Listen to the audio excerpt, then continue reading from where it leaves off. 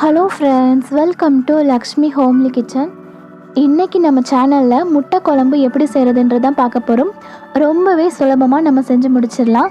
இதை நம்ம தோசை, சப்பாத்தி, சாதம் எல்லாத்துக்குமே சூப்பராக மேட்ச் பண்ணலாம். ரொம்பவே நல்லாயிருக்கும்.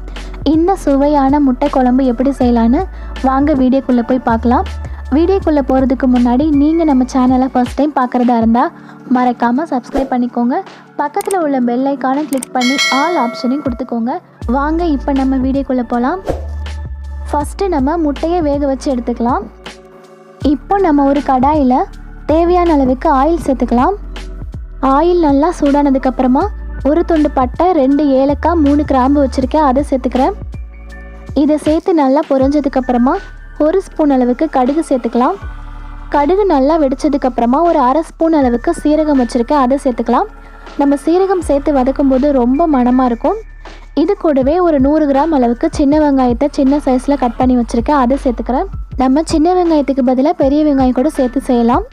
வெங்காயம் வதங்கும் போதே நான் அது கூட கொஞ்சமாக கருவேப்பிலை சேர்த்துக்கிறேன். இதையும் சேர்த்து நம்ம நல்லா வதக்கி எடுத்துக்கலாம். இப்போ நமக்கு வெங்காயம் நல்லா வதங்கிடுச்சு. இந்த டைமில் நான் இது கூட 1 ஸ்பூன் அளவுக்கு இஞ்சி பூண்டு விழுது வச்சுருக்கேன், அதை சேர்த்துக்கிறேன். இஞ்சி பூண்டோட பச்சை வாசனை போகிற வரைக்கும் நம்ம இதை நல்லா வதக்கிக்கலாம். இது நல்லா வதங்கினதுக்கப்புறமா ஒரு 3 மீடியம் சைஸ் தக்காளியை சின்ன சைஸில் கட் பண்ணி வச்சுருக்கேன், அதை சேர்த்துக்கிறேன். நமக்கு தக்காளி சீக்கிரம் வதங்குறதுக்காக கொஞ்சமாக கல்லுப்பு சேர்த்துக்கலாம். கல்லுப்பு சேர்த்து வதக்கும் போது நமக்கு தக்காளி சீக்கிரமாகவே வதங்கிடும். நமக்கு தக்காளி நல்லா சாஃப்டாக வதங்குற வரைக்கும் நம்ம இதை வதக்கி எடுத்துக்கலாம். இப்போ நமக்கு தக்காளி நல்லா வதங்க ஆரம்பிச்சிருச்சு. இந்த டைமில் நம்ம குழம்புக்கு தேவையான மசாலா சேர்த்துக்கலாம். 1/2 ஸ்பூன் அளவுக்கு கரம் மசாலா, 1/4 ஸ்பூன் அளவுக்கு மஞ்சள் தூள், 1/4 ஸ்பூன் அளவுக்கு சீரகத்தூள், 1 டேபிள் ஸ்பூன் அளவுக்கு தனி மிளகாய் தூள், உங்கள் காரத்துக்கு தகுந்த மாதிரி சேர்த்துக்கோங்க. 1 டேபிள் ஸ்பூன் அளவுக்கு குழம்பு மிளகாய் தூள், 1 ஸ்பூன் அளவுக்கு மல்லித்தூள். இந்த மசாலா எல்லாத்தையுமே நம்ம கொஞ்ச நேரம் இந்த ஆயிலே வதக்கி எடுத்துக்கலாம். அதுக்கப்புறமா நம்ம இதுக்கு தேவையான அளவு தண்ணி சேர்த்துக்கலாம். உங்களுக்கு குழம்பு ரொம்ப தண்ணி மாதிரி வேணும்னா தண்ணி அதிகமாக சேர்த்துக்கோங்க. நான் இன்றைக்கி கொஞ்சம் கட்டியாக கிரேவி மாதிரி பண்ண போகிறேன், அதனால் நான் இது கொஞ்சம் தண்ணி கம்மியாக தான் சேர்த்துக்க போகிறேன். இப்போ நம்ம இந்த குழம்புக்கு தேவையான தண்ணி சேர்த்துக்கலாம். தண்ணி சேர்த்ததுக்கப்புறமா நம்ம இதை நல்லா கலந்து விட்டுறலாம். இது நல்லா மிக்ஸ் பண்ணதுக்கப்புறமா இந்த குழம்புக்கு தேவையான உப்பு சேர்த்து நம்ம இதை கொதிக்க வச்சுக்கலாம்.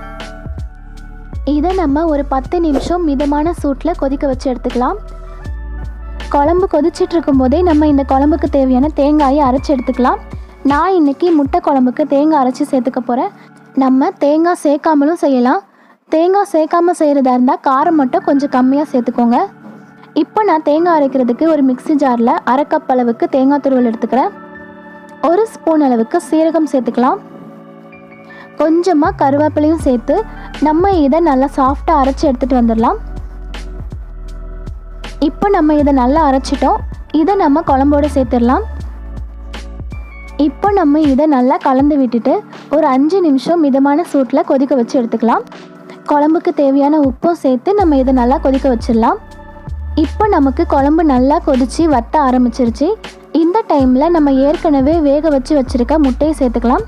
முட்டையை நம்ம அப்படியே சேர்க்காம அதில் கொஞ்சமாக கீரி நம்ம சேர்த்துக்கலாம். நம்ம இந்த மாதிரி முட்டையை கீரி சேர்த்துக்கும் போது தான் முட்டையிலையும் நல்லாவே மசாலா இறங்கும். இதை நம்ம நல்லா கலந்து விட்டுட்டு ஒரு 2 நிமிஷம் மூடி வச்சு வேக வச்சாலே போதும், நமக்கு முட்டை குழம்பு தயாராகிடும். இதில் நம்ம தேங்காய் அரைச்சி சேர்த்துருக்கிறதுனால அது நல்லாவே கட்டியாக நமக்கு கிரேவி மாதிரி கிடைக்கும். இதை நம்ம தோசை, சப்பாத்தி, சாதம் எல்லாத்துக்குமே சேர்த்து சாப்பிட்லாம். ரொம்ப சுவையாக இருக்கும். கடைசியாக இறக்கும்போது கொஞ்சமாக கொத்தமல்லி தழை மட்டும் தூவி நம்ம அடுப்பை ஆஃப் பண்ணாலே போதும். சுவையான முட்டை குழம்பு நமக்கு தயாராகிடுச்சு. அவ்வளவுதான். ரொம்பவே எளிமையான முறையில் சுவையான முட்டை குழம்பு நம்ம ஈஸியாகவே செஞ்சிட்டோம். இதே மெத்தடில் நீங்கள் உங்கள் வீட்டில் செஞ்சு பாருங்கள். செஞ்சு பார்த்துட்டு உங்களுக்கு இந்த ரெசிபி பிடிச்சிருக்கான்றதை மறக்காமல் என் கூட கமெண்ட்டில் ஷேர் பண்ணுங்கள். வீடியோ பிடிச்சிருந்தா சேனலையும் சப்ஸ்கிரைப் பண்ணி சப்போர்ட் பண்ணுங்கள். Thank you friends.